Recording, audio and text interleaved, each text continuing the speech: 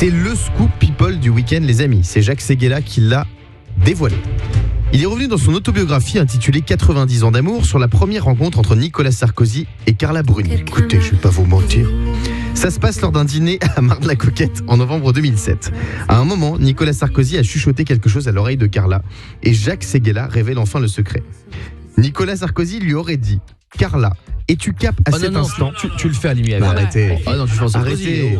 Carla, es-tu cap à cet instant devant tout le monde de m'embrasser sur la bouche ? Et elle a répondu « Jamais le premier soir, mais il y aura une vie d'autres soirs. » En gros, elle lui a mis un râteau pour le premier soir. Ah ouais, c'est pas laissé faire. Hein. Mais tu vois, tu le dis pas du bon ton parce que c'est assez sexy ce qu'elle dit. Vas-y. Jamais le premier soir, mais il y aura une vie d'autre soir. Pas mal. J'aime bien. Ah là, Tu Diane, vois, elle Mais vient j'ai de pas envie de nous connaître moi, réveiller. les coulisses de Nicolas Sarkozy et Carla Bruni. C'est Mais comme même si tu en me fait- racontais comment mes parents ils font l'amour. Je veux pas savoir. Je peux te le raconter. Hein. Non. On est avec Émilie au 3916. Salut Émilie. Salut Guillaume, salut tout le monde. Salut. Émilie, est-ce que tu es en couple ? Oui, depuis 10 ans. Ah bravo. Ah, nice. Félicitations. C'était comment ton Merci. premier bisou à toi avec ton chéri ?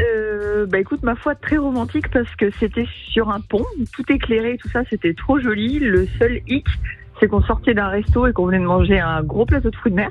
Ah ouais. Donc autant dire que tous les deux, l'haleine n'était pas au top. Vous avez pas prévu des chewing-gums ?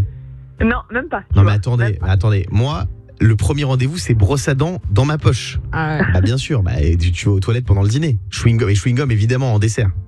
Eh ben même pas. Et il faut Ouais. prendre les Airwaves, les blancs, c'est les plus forts.